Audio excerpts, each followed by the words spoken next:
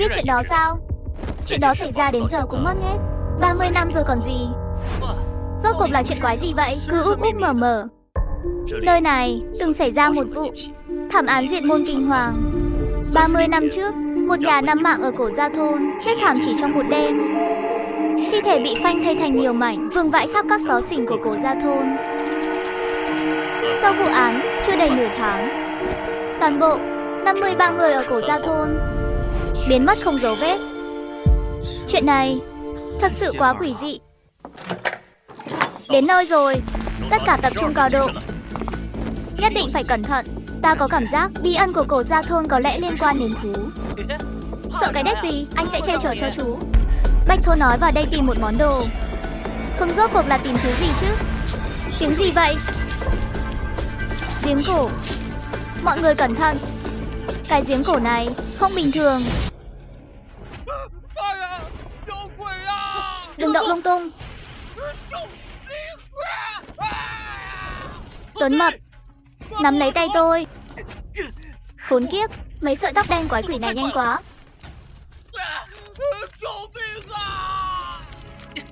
Mập, đừng hoảng, có anh đây rồi.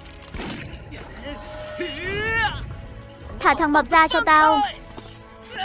Khải ca, ngàn vạn lần đừng buông tay. Đạn không có tác dụng. Sao chết đao thần. Thanh Linh, chúng ta lên.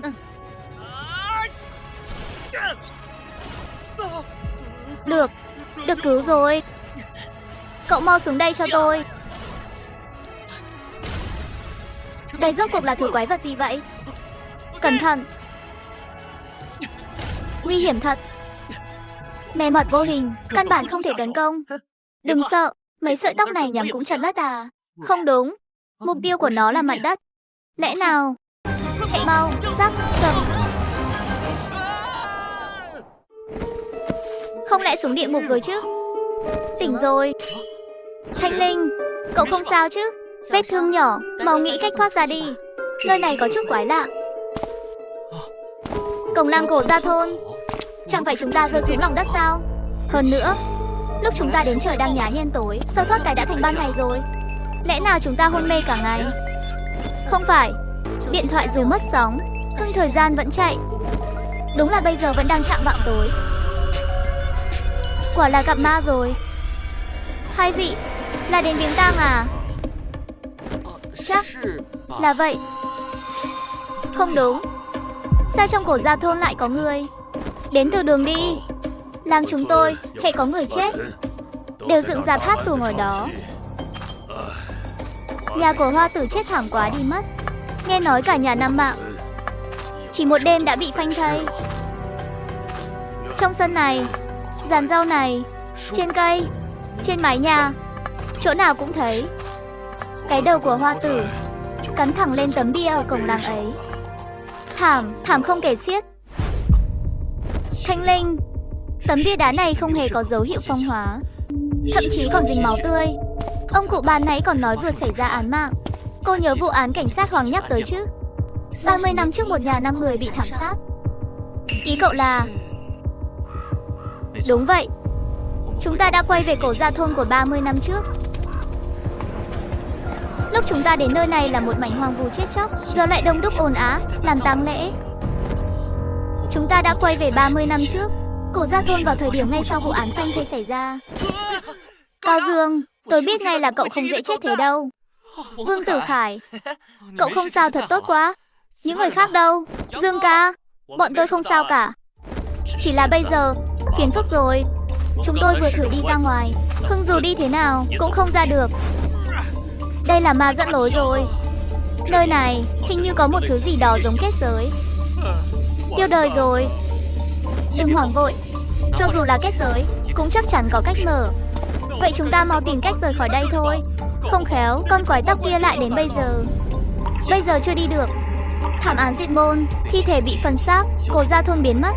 Có lẽ chỉ khi giải mã được bí ẩn này, chúng ta mới ra ngoài được. Ý cậu là thử thách của tổ chức chính là giải mã vụ án bí ẩn ở cổ Gia Thôn này.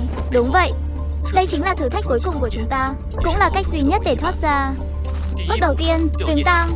Chúng ta phải thu thập càng nhiều manh mối càng tốt. 30 năm trước vội vàng thăm dò qua la, Không ngờ còn có cơ hội quay lại tìm sự thật. Chết mất thôi, biết thế đã không đến. Đồ nhát gan. Cổ Quý Luân 5 đồng. Cổ Hiển Phương 10 đồng. Cổ Danh Học 6 đồng. Các vị là bạn của Hoa Tử. Tôi là cảnh sát hình sự đồn công an khu Xuân Thanh, đến đây điều tra vụ án. Mấy vị này là thực tập sinh vừa tốt nghiệp trường cảnh sát. Gia đình Hoa Tử thật quá thảm rồi. Các anh phải giúp họ được an nghỉ nhé. Yên tâm, chúng tôi sẽ điều tra rõ ràng mọi chuyện.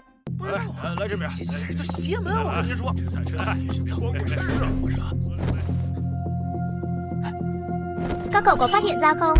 Trên di ảnh chỉ có 4 người. Khoan đã, tin tức không phải nói là một nhà 5 người sao? Gia chủ Cổ Huy Hoa 54 tuổi, vợ đã mất vì ung thư mấy năm trước. Con trai lớn Cổ Xuân Tú 27 tuổi, còn 2 con trai nhỏ.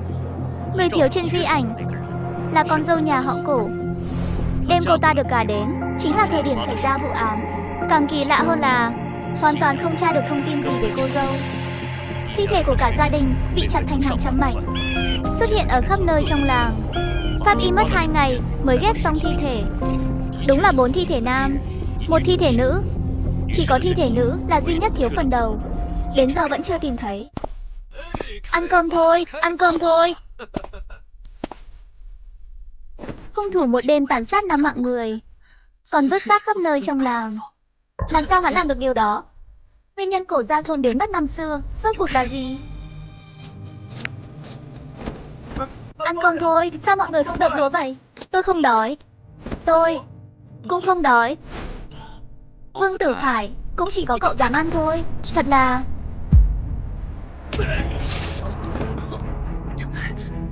Sao thế? Ăn no quá à? Bụng dạ khó chịu. Đây, mọi người mau qua đây xem. Đây là... May mà chưa ăn. Cậu trai trẻ, sao lại nôn thế kia?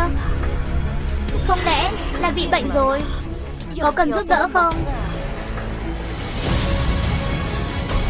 Không được rồi, tôi cũng muốn nôn. Bọn họ không nhìn thấy sao? Bình tĩnh nào. Không sao đâu, cậu ấy đường ruột không tốt. Mọi người cứ ăn từ từ, không cần để ý chúng tôi. Những dân làng này trông cứ như xác chết biết đi. Đối với những thức ăn này cũng không hề có phản ứng. Phải nhanh chóng phá án, tìm cách thoát ra ngoài. Nhưng đây là vụ án bí ẩn chưa có lời giải từ 30 năm trước. Phải bắt đầu điều tra từ đâu đây? Đương nhiên là hiện trường vụ án.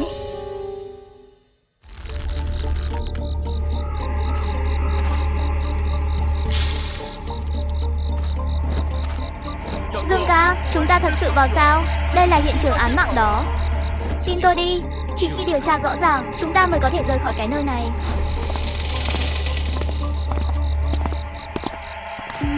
Giao đấu rất dữ dội, kẻ gây án cực kỳ hung tàn.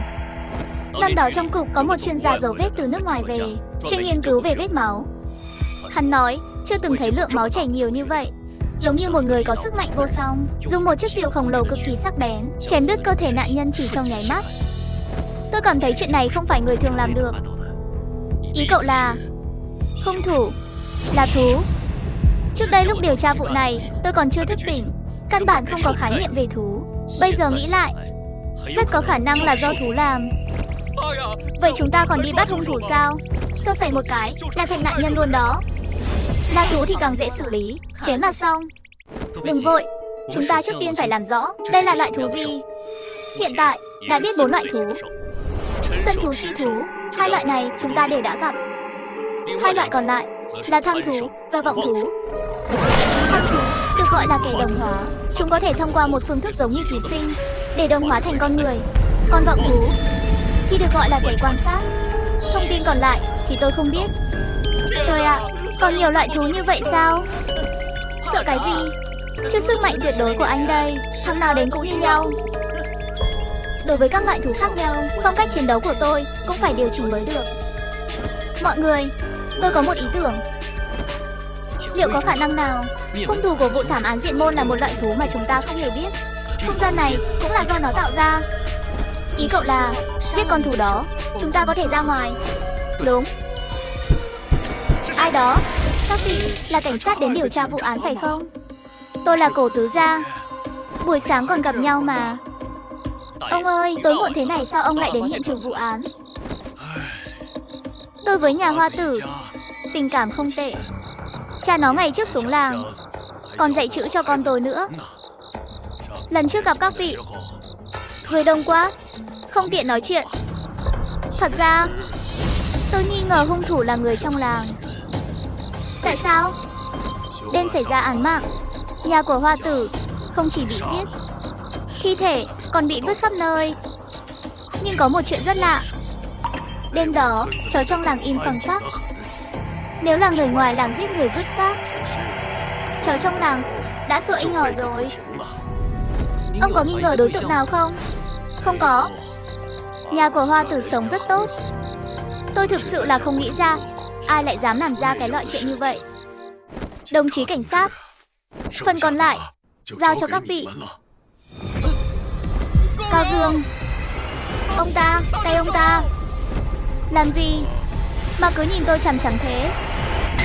Các vị, không lẽ nghi ngờ tôi là hung thủ đấy chứ? Sao có thể chứ? Gần đây thần kinh mọi người đều hơi căng thẳng. Thả lòng chút đi. Kéo tôi làm gì? Lên thôi. Đừng manh động. Cao Dương ra hiệu rồi. Tôi còn sốt ruột bắt được hung thủ hơn các vị. Nhà của hoa tử chết thảm quá rồi. Ông ta rõ ràng là thú, tại sao không ra tay? Cổ tứ gia tuy có dấu hiệu thú hóa, nhưng ông ta rõ ràng không có sát ý với chúng ta, vẫn đang ở trạng thái kẻ lạc lối. Nếu vội vàng ra tay, tình hình có thể xấu đi. Thì ra là vậy. Có dấu hiệu thú hóa, Hưng lại không mất kiểm soát sao? Tôi không hiểu. Tôi cho rằng bên trong thú có một công tắc, lần lượt điều khiển hai hình thái và nhân cách của thú và người. Công tắc một khi được kích hoạt, chúng sẽ chuyển sang nhân cách thú. Chỉ có điều, thú cũng là sinh vật thì sẽ có tuổi thọ, sẽ già đi, sẽ bệnh tật, sau đó xuất hiện các vấn đề khác nhau. Công tắc bên trong cổ tứ gia có thể đã gặp vấn đề. Ý tưởng này rất thú vị, cũng rất hợp lý. Thảo luận mấy cái này có ích gì chứ? Chúng ta là đi bắt hung thủ. Con lề mề ở đây làm gì? Tôi cũng thấy không thể trì hoãn nữa. Chỉ cần ép thú có tính công kích ở cổ gia thôn lộ diện thì có thể tóm được hung thủ. Đây cũng là một cách. Chúng ta điều tra từng nhà một, dùng chút thủ đoạn chắc chắn có thể ép nó hiện nguyên hình. Lỡ như nghi ngờ sai, kẻ lạc lối cũng sẽ tự động bỏ qua những hành động bất thường của chúng ta. Khoan đã, cảnh sát Hoàng, tôi muốn biết một thông tin cực kỳ quan trọng trước. Trong thực tế, dân làng cổ gia thôn biến mất vào ngày nào cụ thể? Ngày dân làng biến mất hình như là ngay sau khi viếng tang xong. Ngày mai. Tôi đề nghị tối nay nghỉ ngơi dưỡng sức ở đây. Tôi còn một việc quan trọng cần xác nhận. Được. Cao Dương đã nói vậy, chắc chắn có lý do của cậu ấy. Vậy nghỉ ngơi trước đi.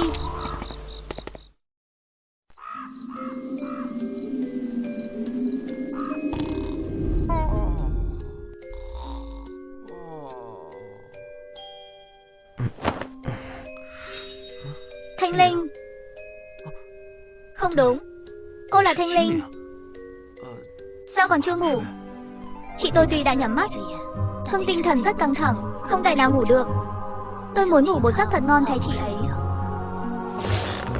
nhưng cô quá sợ hãi, cũng không ngủ được, đúng không? Không cần anh quản, tôi ngủ được ngay bây giờ đây. Ngủ ngon.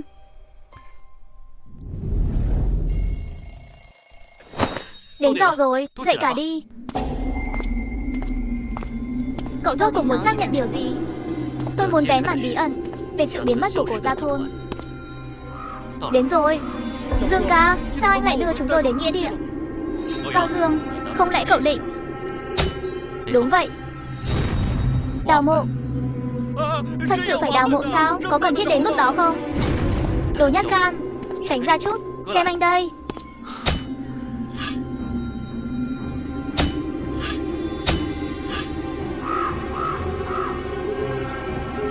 Tiếp theo, mở quan tài. Để tôi, xong sớm nghỉ sớm. Khoan, nghe tôi chỉ huy. Thanh Linh, cậu dùng kiếm lại. Những người còn lại giữ khoảng cách. Được. Cẩn thận thế sao? Cậu không sợ bên trong có bánh ú đấy chứ? Cần tắc vô ưu. Mở. Đây. Chỉ thế này thôi sao? Tôi còn tưởng cảnh tượng sẽ kích thích lắm chứ. Dương ca, chỉ là một đống xương thôi mà. Cái này thật sự giải mã được bí ẩn của Gia Thôn sao? Không đúng. Theo thời gian ở đây, gia đình Hoa Tử mới chết chưa đến 10 ngày mà. Sao lại biến thành xương trắng hết rồi? Thi thể dù phân hủy nhanh đến mấy, cũng tuyệt đối không thể biến thành xương trắng. Cũng không giống như bị thú dữ ăn thịt. Cơ bản khớp với suy đoán của tôi. Ý cậu là họ đã chết được 30 năm rồi. Thời gian không thay đổi, chúng ta căn bản không phải xuyên không. Ban đầu chúng ta đều tưởng dân làng cổ Gia Thôn năm đó đã biến mất. Thực ra không phải, mà là cả cổ Gia Thôn đã biến mất. Nơi chúng ta đang ở đây mới là cổ Gia Thôn thực sự. Nơi này mới là cổ Gia Thôn thực sự. Vậy cái bên trên kia thì sao? Trời ạ, sao càng ngày càng đáng sợ thế này? Không biết làm thế nào mà làm được. Không, toàn bộ cổ Gia Thôn đã bị chuyển vào trong lĩnh vực này.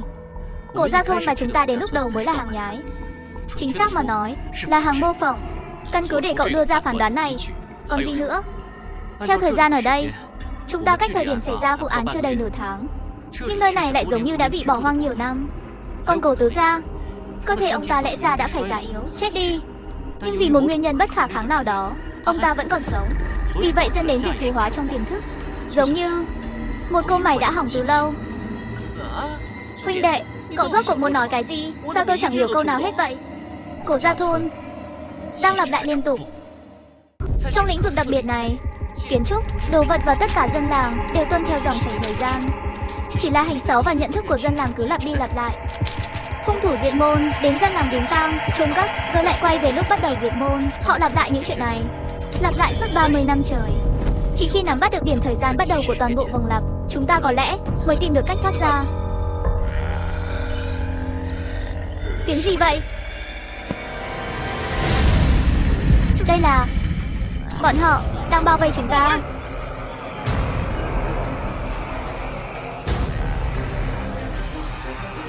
Bọn họ rốt cuộc muốn làm cái gì? Lẽ ra tôi phải phát hiện sớm hơn. Điểm kết thúc của vòng lặp là đêm sau khi chôn cất. Thời điểm cổ Gia Thôn biến mất, mà điểm kết thúc lại nối với điểm bắt đầu, chính là đêm tân hôn.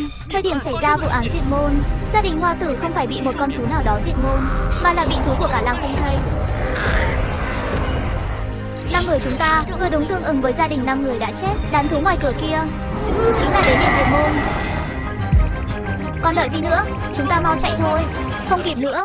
Bây giờ ra ngoài chết càng nhanh hơn. Chơi game thủ thành bao giờ chưa? Giữ cái nhà này, đến một đứa giết một đứa. Cao Dương, Tuấn Mập canh cửa sổ sau.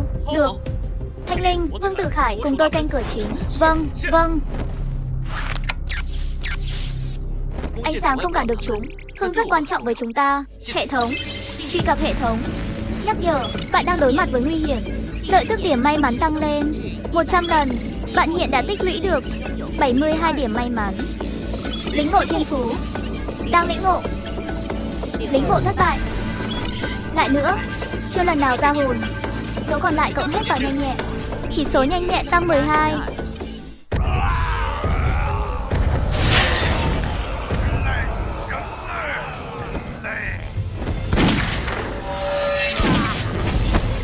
Chết. Kỳ lạ thật. Sao tay mình lại hơi rung thế này? Không thể nào sợ nó được. Mình là cửu thế. Đừng ngẩn ra đó, sốc lại tinh thần đi. Khốn nạn. Tao là cửu thế chủ. Chúng mày chết hết đi. Chúng sắp xông vào rồi.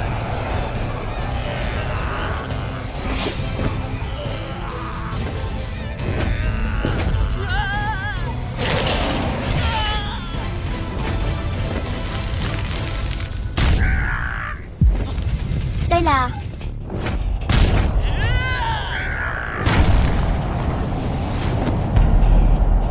Vương Tử Khải, cậu ta có gì đó kỳ lạ. Bạn của huynh đệ tao chính là bạn của tao. Mà bạn của tao, bọn mày đừng hòng động vào một sợi lông.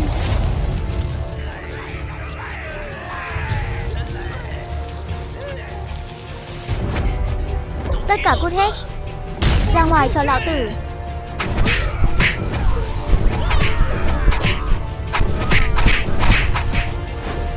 Vương Tử Khải, đừng ra ngoài, đông lắm. Tất cả im lặng cho tao.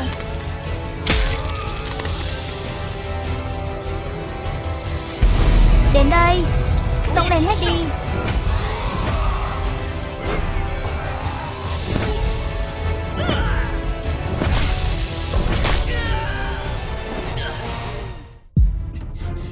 Vương Tử Khải đã chặn phần lớn thú cho chúng ta. Chúng ta nhất định phải trụ vững.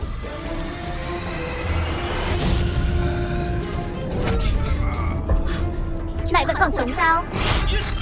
Đao thần. Gì chứ? Chém không vào.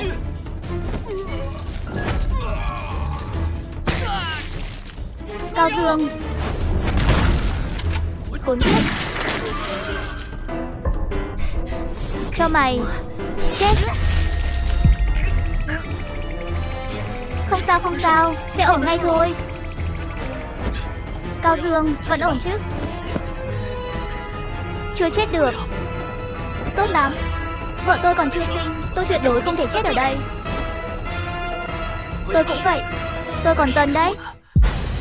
Mọi người mau nhìn.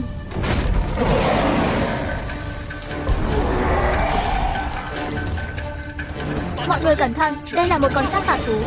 Trông hơi giống bà cô ở khách sạn, nhưng mà hình như cấp bậc cao hơn. Chuẩn bị xong cả chưa? Ra tay. Thương thần.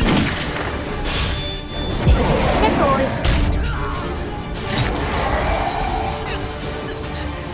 Đâm không vào. Khốn kiếp. Vảy giáp dày quá. Hiện ảnh. Chết đi cho tao.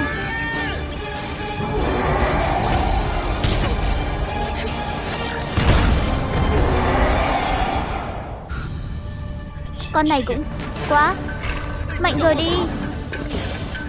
Cao Dương, cẩn thận. Khốn kiếp, hết đạn rồi. Tiêu rồi, tiêu thật rồi. Kết thúc rồi sao?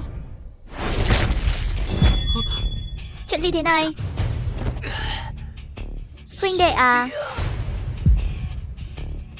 Cậu thật sự vẫn còn trinh sao? Phải. Tôi không lừa cậu. Tôi biết ngay cậu không bỏ tôi lại để thoát kiếp với banh mà. Chúng ta quả nhiên vẫn là huynh đệ tốt. Mãi mãi là huynh đệ. Chết.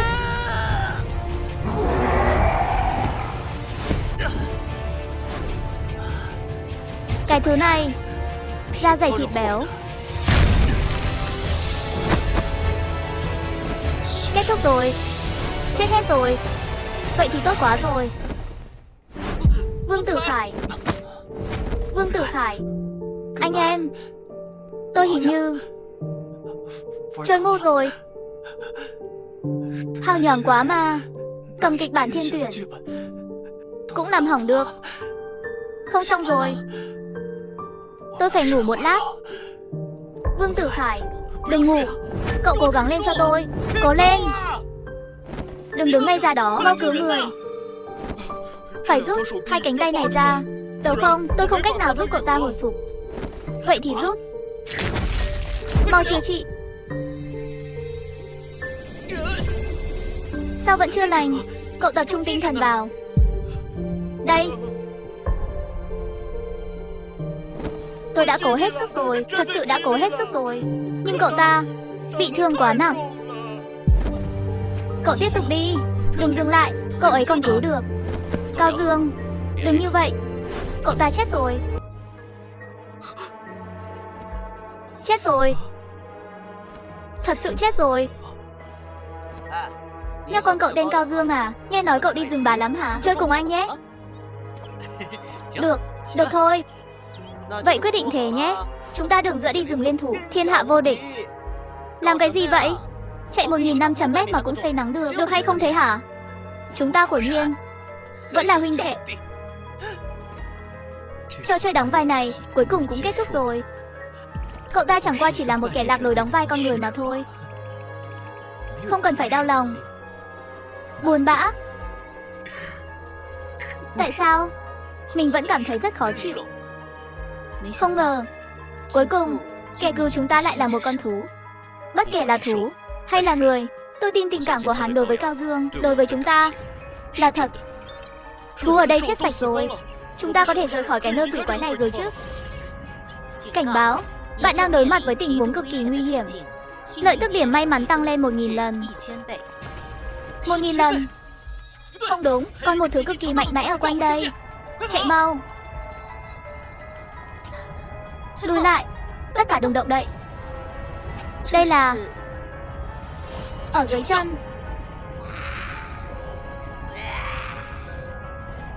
Đây, chẳng phải là con quái tóc tấn công chúng ta đêm đó sao? Con quái vật này, cho dù chúng ta sung sức nhất cũng chưa chắc đối phó được. Huống chi, bây giờ đã đạn hết lương khô rồi. Tổ chức 12 con giáp có biết tình hình này không? Em rằng biết. Em mới gọi chúng ta đến. Đây không phải khảo hạch. Đây là muốn chúng ta chết. Chúng ta chỉ là vật hy sinh. Xin lỗi, là tôi đã hại mọi người. Họ trông không giống người xấu. Tôi còn tưởng mắt nhìn người của mình sẽ không sai. Không trách chú. Gia nhập tổ chức là lựa chọn của chính chúng ta. Đừng nói những lời này nữa, nghĩ cách đi chứ. Tôi còn chưa muốn chết. Cẩn thận. Cứu mạng. Các người, mau chạy đi. Chạy không thoát đâu, liều mạng. Khốn kiếp. Sợi tóc này cứng như giày thép vậy. Sợi tóc này không chỉ dài chắc mà còn cực kỳ linh hoạt. Cũng chỉ có đao thần của Thanh Linh mới có thể miễn cưỡng đối đầu. Con quái vật này có thể hấp thụ tóc từ nơi khác, căn bản chém không xuể. Nếu không có gì bất ngờ, hộp sọ chắc chắn là điểm yếu của nó.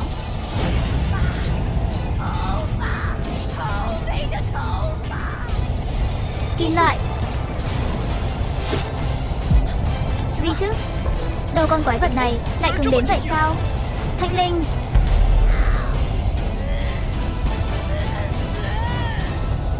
Thanh Linh.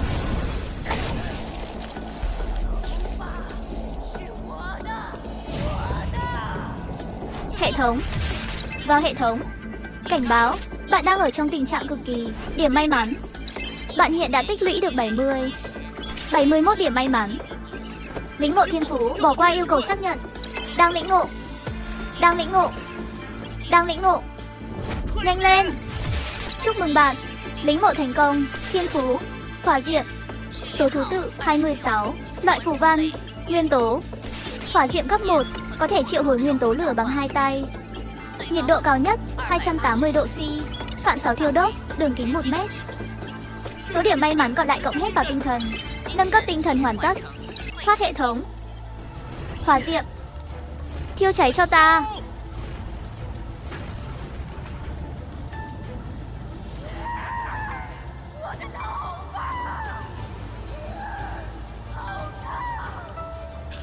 Hỏa diệm ép nó buông tay rồi. Cứu mạng.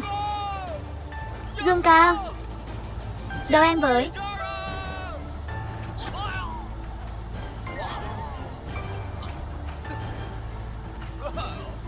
Dương ca, anh có gái. Quên em à. Thanh Linh, cậu ổn chứ? Cẩn thận. Quái vật. Đến lượt của ta rồi. Hỏa diệm. Chúc mừng, hỏa diệm thăng cấp. Hỏa diệm cấp 2. Nhiệt độ cao nhất 580 độ C. Phản xáo thiêu đốt, đường kính 3 mét. Thuộc tính vĩnh viễn cộng thêm. Tinh thần lực cộng 100. Kháng hỏa cộng 60. Sức hút cộng 10. Xem ra số lần sử dụng thiên phú càng nhiều, thăng cấp càng nhanh. Còn muốn chạy. Vào thời khắc khẩn cấp như vậy, cậu ấy còn có thể dựa vào đặc tính sợ lửa của quái vật, dùng sợi tóc để kéo gần khoảng cách. Nhưng mà ở trên không trung căn bản không tránh được đòn tấn công của nó. Khốn kiếp, tốc độ của nó thực sự quá nhanh. Thanh Linh. Kim loại vào khoảnh khắc cuối cùng. Đã lên cấp 3. Cao Dương. Đây là đòn cuối cùng của tôi rồi. Đây là cơ hội cuối cùng. Cơ hội cho tất cả chúng ta. Cơ hội sống sót. Hỏa diệm. Biến thành cho bụi cho ta.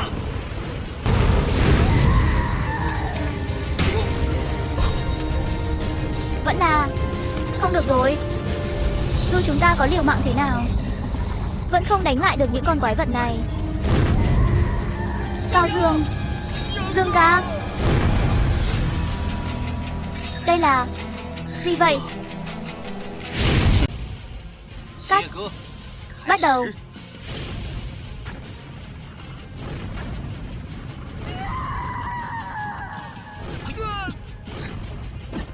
Mấy người lại có thể trụ được đến bây giờ, không dễ dàng. Anh là 12 con giáp, thiên cẩu. Phần còn lại cứ giao cho tôi. Cắt. Con quái vật này còn muốn chạy. Bạch Thố, đến lượt cô rồi. Biết rồi. Đừng có giục. Các người, cuối cùng cũng đến rồi. Hello nha, bé quái vật. Home Zone. Đánh.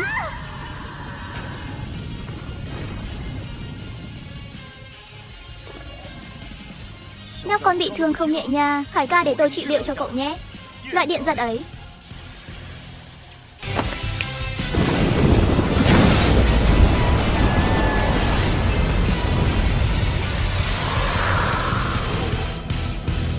Đánh xong, thu dọn. Trên người con quái vật này thật sự có hồi lộ phù văn. Đồ nhà quê chưa thấy sự đời. Con không mau qua đây giúp cứu chữa người bị thương. Trong nhà có một đứa xác chết kìa. Đó là một con si thú. Không cần quan tâm. Không phải thú. Đó là bạn tôi. Cậu nhóc này sắp chết đến nơi còn lo cho người khác. Cứu. Manh Tiểu Dương mau đến đây. Bên này không xong rồi. Nhanh.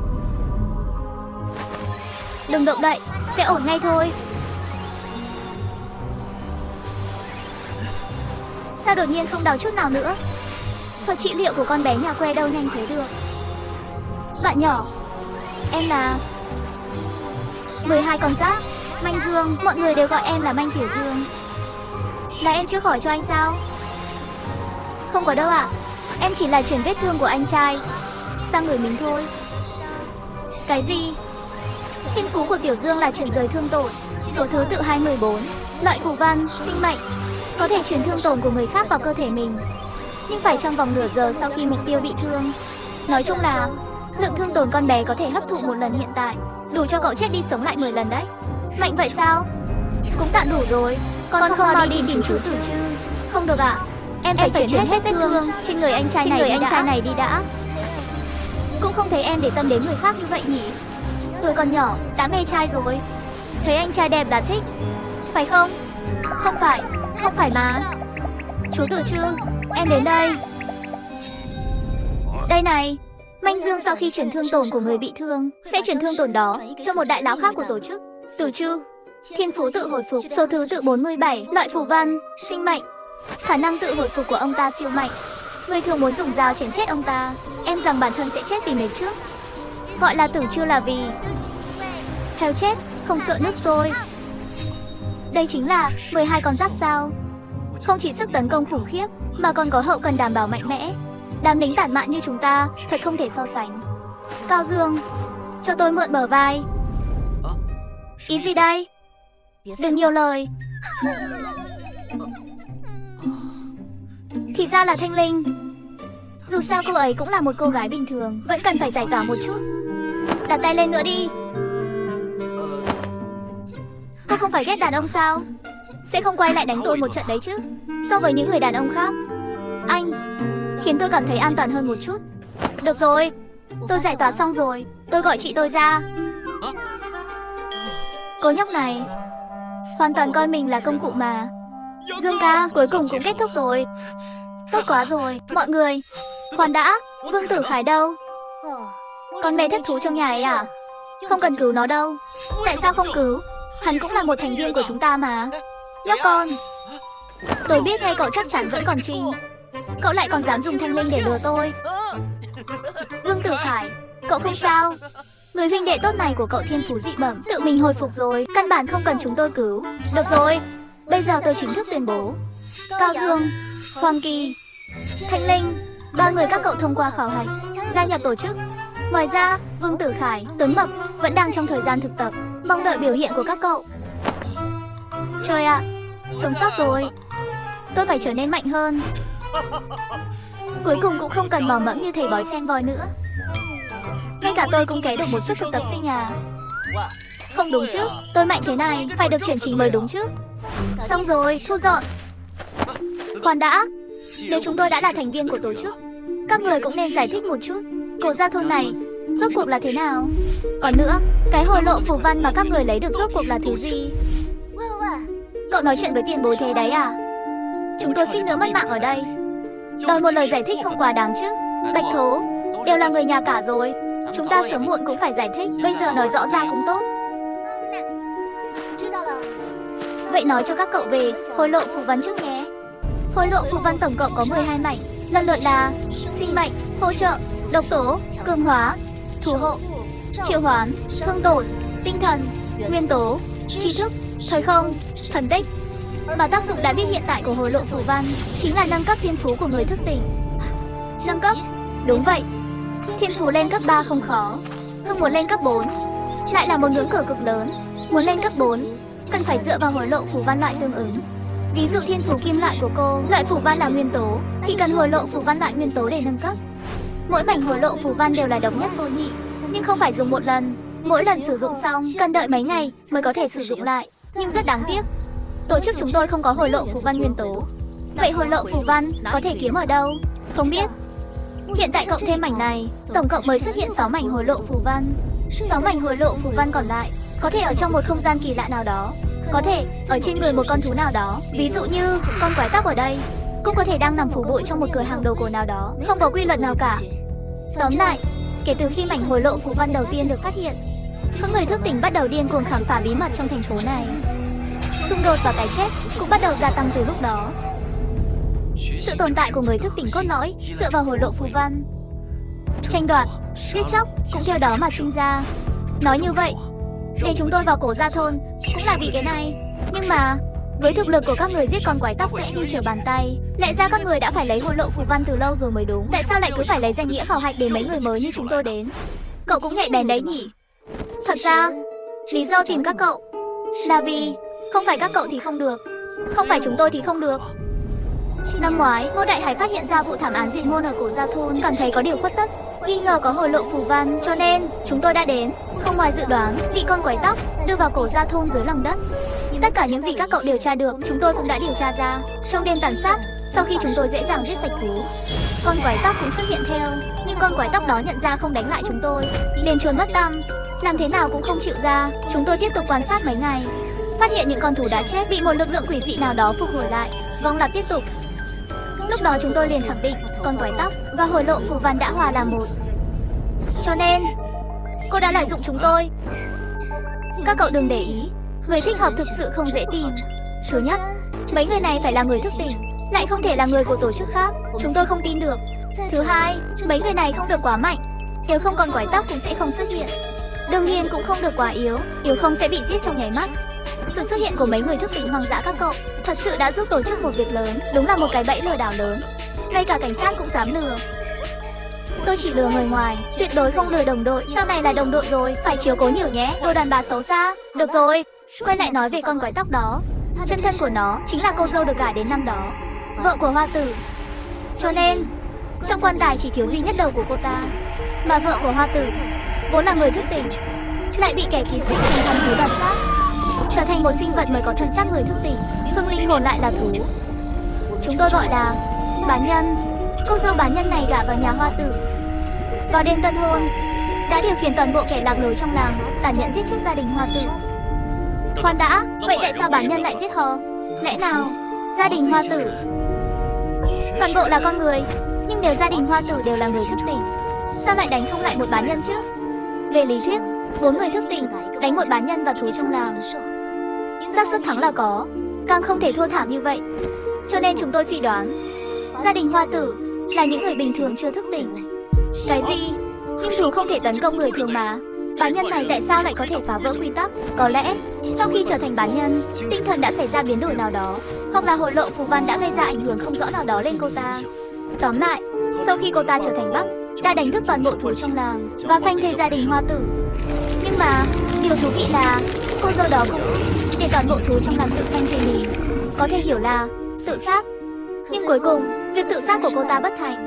Cái đầu và hồi lộ phù văn hòa là một, giữ lại oán niệm mạnh mẽ của người sống, còn có trí tuệ nhất định.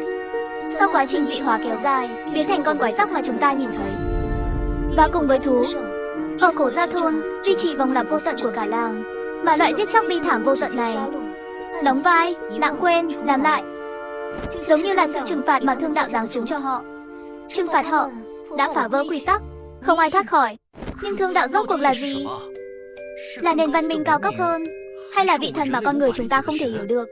Thực sự không nghĩ ra, không biết.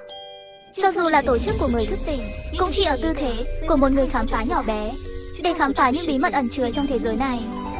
Chúng ta cũng nên đi rồi. Chúng ta rơi xuống từ gần đây. Thì ra đây cũng là lối ra. Cậu lên trước đi. Được thôi, mọi người theo tôi. Cất cánh.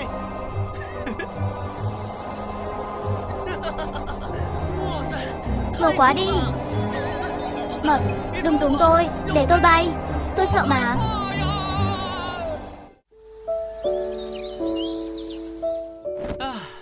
Cuối cùng cũng quay về rồi. Nhiệm vụ hoàn thành rồi. Anh trai, tạm biệt. Tạm biệt. Tiếp theo, chúng ta phải làm gì? Chuyến đi cổ Gia Thôn chính thức kết thúc. Chúng ta đương nhiên là ăn uống bằng công quỹ thôi. Chúng ta đông người thế này cùng đi, không phải quá gây chú ý sao? Đây gọi là Thập Long Trại, là một trong những nơi công cộng của người thức tỉnh. Ở đây chỉ có kẻ lạc lối và người thức tỉnh dạng ổn định. Người thức tỉnh có thể yên tâm nói chuyện, giao dịch và tán gái ở đây. Tại sao? Lũ nhóc các cậu nhiều vấn đề thật đấy. Nói đơn giản, lão đại của địa bàn này đã động tay động chân ở đây. Ngoài người thức tỉnh và kẻ lạc lối ra, không ai có thể tìm thấy nơi này, cũng không vào được. Bổ sung một điều, đây là địa bàn của tổ chức khác. Tuyệt đối đừng gây chuyện. Bà chủ, có bạn lớn không? 7 vị, có ạ. Bàn số 18, mời vào. Đại tỷ à. Trong đầu xuất hiện rất nhiều hình ảnh không lành mạnh. Tim tôi sắp nhảy ra ngoài rồi đây này. Mấy vị soái ca, sao cứ nhìn người ta thế? Không lẽ trên người tôi có chỗ nào bẩn sao? Tỉnh lại đi. Bà chủ, đừng có ý đồ với mấy tân binh này được không? Tôi khó khăn lắm mới tuyển được người phù hợp đấy. Cô nhóc nói gì thế? Tôi một bá cô già. Mấy vị soái ca làm sao mà đến bắt tới chứ? Bà chủ ban nãy là sao vậy? Toàn thân tỏa ra một loại sức hút quỷ dị, căn bản không kiểm soát được bản thân. Tôi cũng vậy, không đúng chứ? Tôi rất chung thủy với vợ mà. Không lẽ thật sự là 7 năm ngửa ngày sao? Không trách các cậu, bà chủ cũng là người thức tỉnh. Thiên phú mê hoặc, số thứ tự 611, loại phù văn, tinh thần lực của các cậu không đủ. Trung chiêu của bà ta cũng là bình thường. À đúng rồi, bà ta là đàn ông. Đàn ông? Tôi đã bảo mà, tôi đối với vợ vẫn rất chung thủy.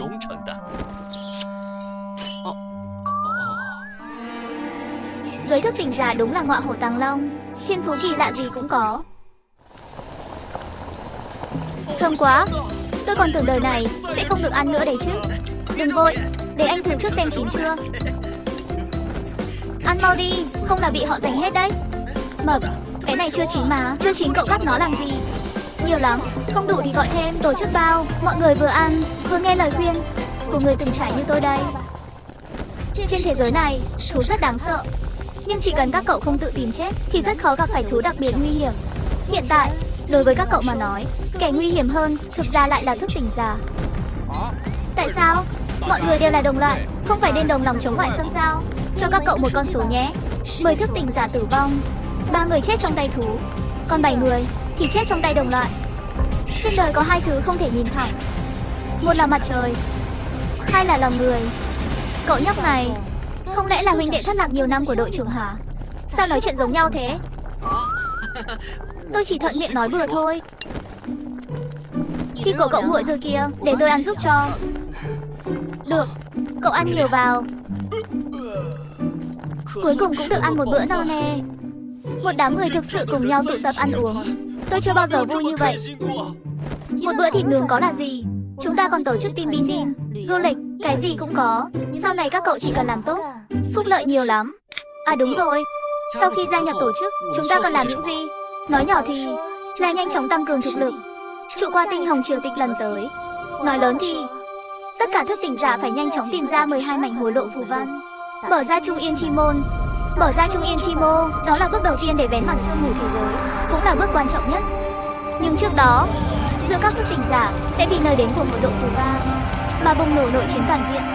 Trong giới thức tỉnh giả có một nhà toán học đã xây dựng mô hình đánh giá rủi ro. Kết quả là 94% thức tỉnh giả sẽ chết trong nội chiến. Trong số những người sống sót còn lại sẽ sinh ra một vị lãnh tụ thức tỉnh giả. Người đó sẽ dẫn dắt các thức tỉnh giả mở ra Trung Yên Chi Môn, tiếp tục tiến về phía trước. Trung Yên Chi Môn, Tinh Hồng Triều Tịch. Còn lãnh tụ thức tỉnh giả, những thứ này là gì vậy? Đừng vội, sau này tổ chức sẽ giải thích chi tiết cho các cậu. Sợ cái đếch gì? Trong vòng 1 năm, tôi đảm bảo sự đẹp đỗ thàn lan, sự đẹp các tổ chức khác, mở cái cửa nát đó ra, dẫn mọi người. Cậu nói nhỏ tiếng thôi. Các vị xin lỗi nhé, tên đó là một tên mặt trắng, đầu óc có chút vấn đề. Đại ca, cậu tuy thiên phú dị bẩm, nhưng cũng không thể kiêu ngạo như vậy chứ. Cậu cần phải ẩn mình phát triển. Cậu là ca gì mà bị bắt chết thì phải làm sao? Cũng phải, tôi vừa nghe máu nóng sôi sục, hơi kích động chút thôi mà. Lần sau chú ý, khiêm tốn chút. Đi đường cẩn thận, đi thong thả.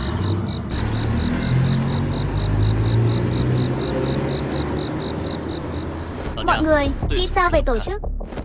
Nghĩ sao là sao? Họ vừa mạnh mẽ, lại còn có tiểu tỷ tỷ dễ thương như vậy. Mập, đừng ngây thơ thế. Hành động ở cổ Gia Thôn lần này đều không có Vương Tử Khải chống đỡ, còn có cậu giúp chúng tôi hồi phục. Chưa đợi được con quái tắc xuất hiện, chúng ta đã toi mạng hết rồi. Mà Bạch Thổ rõ ràng đợi đến khi con quái tắc xuất hiện mới đến cứu chúng ta. Trong mắt cô ta, mạng của chúng ta không quan trọng bằng hối lộ phù văn. Nhưng mà trước đây chúng ta không phải người tổ chức, bây giờ là rồi. Cô ta sẽ không lừa người của tổ chức chứ? Thằng nhóc cậu mới gặp họ một lần, khử tay đã hướng ra ngoài rồi. Mấy người chúng ta mới là cùng sinh cùng tử. Tôi không có ý đó. Được rồi, đừng dọa mập nữa. Tôi có một phương pháp nhìn người cho mọi người tham khảo, đó là nhìn hành động không nhìn tâm ý. Một người nghĩ gì, nói gì không quan trọng, làm gì mới quan trọng. Em hiểu rồi chị dâu. Còn Dương ca, Khải ca, cảnh sát Hoàng, mọi người hết lần này đến lần khác bất chấp nguy hiểm cứu em. Mọi người mới là người thực sự tốt với em. 12 con giáp có thể là chỗ dựa của chúng ta, nhưng chưa chắc là đồng bạn. Tổ chức có lập trường của tổ chức, có thể che chở chúng ta, cũng có thể bán đứng chúng ta bất cứ lúc nào. Nhưng đứng trên lập trường cá nhân của chúng ta, tuyệt đối không hy vọng trở thành vật hy sinh trong cuộc đấu tranh lợi ích của họ. 5 người chúng ta từ đầu đã luôn tương trợ lẫn nhau, trải qua sinh tử mới đến được đây. Đừng quên, chúng ta mới là đồng bạn thực sự. Vốn dĩ, tôi định sau khi hoàn thành khảo hạch sẽ đưa cái này cho các cậu coi như quà cảm ơn. Nhưng bây giờ chúng ta đều đã thuận lợi gia nhập tổ chức, có lẽ cũng không còn tác dụng nhiều nữa. Thì ra chú đã chuẩn bị từ sớm. Từ hôm nay, chúng ta đều đứng trên cùng một vạch xuất phát, cùng nhau tương trợ, vượt qua khó khăn nhé.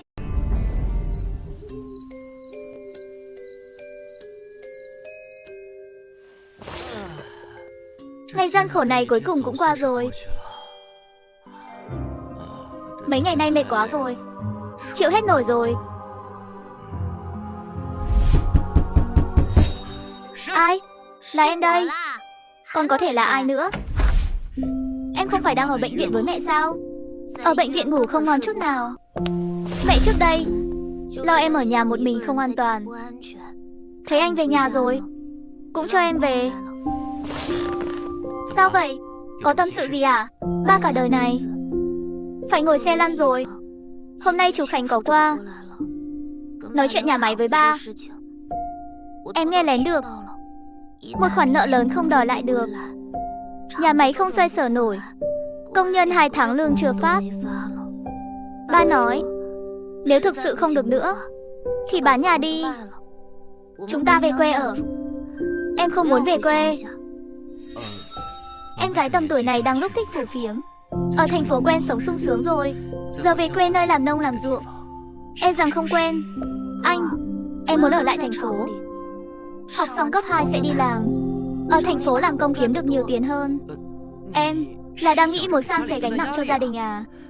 Em gái ngốc, tuổi của em là phải chăm chỉ học hành, đừng nghĩ đến chuyện đi làm. Anh không hiểu đâu. Em có thể làm người mẫu quảng cáo đồ. Cái gì cơ? Chính là người mẫu mặc đồ trên mạng ấy. Em không phải hay đăng ảnh phối đồ trên mạng sao? Em có hơn 6.000 người theo dõi rồi. Một số cửa hàng sẽ liên hệ với em, gửi váy của họ, còn cho em tiền, bảo em quảng cáo cho họ. Đó gọi là trùng thảo cơ. Em gái, hướng sở thích này của em, anh trai rất ủng hộ. Nhưng Sở thích chỉ có thể là sở thích. Em tuyệt đối không được bỏ học, biết chưa? Chuyện tiền nong em đừng lo, anh sẽ nghĩ cách. Anh thì có cách gì chứ? Cái này em đừng quản, anh của em luôn có nhiều cách hơn em. Anh trai, tối nay em ngủ ở đây có được không? Giống như hồi nhỏ ấy. Đương nhiên là không được. Em bây giờ lớn thế này rồi, sao có thể cứ bám lấy anh mãi thế? Mau về phòng ngủ đi, cho em ở lại thêm chút nữa đi mà. Em thích ở trong phòng anh. Đó là... Chết rồi, bảng thứ tự. Sao mình lại không giấu kỹ hơn chứ? Đó là bài tập thôi. Em mau đi ngủ đi, không thì mai không dậy nổi đâu. Anh là từ lúc nào thức tỉnh vậy? Cảnh báo, bạn đang đối mặt với tình huống cực kỳ nguy hiểm. Lợi tức điểm may mắn tăng lên 3.000 lần. Không, đừng mà 3.000 lần lợi tức. Vậy là mức độ nguy hiểm còn cao gấp 3 lần con quái tộc. Em gái rốt cuộc là loại thú gì? Tại sao lại bất cẩn như vậy? Tại sao lại để em gái nhìn thấy bảng thiên phú đó? Tiêu rồi, tiêu thật rồi. Điều mình sợ nhất cuối cùng cũng xảy ra. Anh, đừng sợ. Em sẽ rất nhanh thôi. Em gái, tại sao?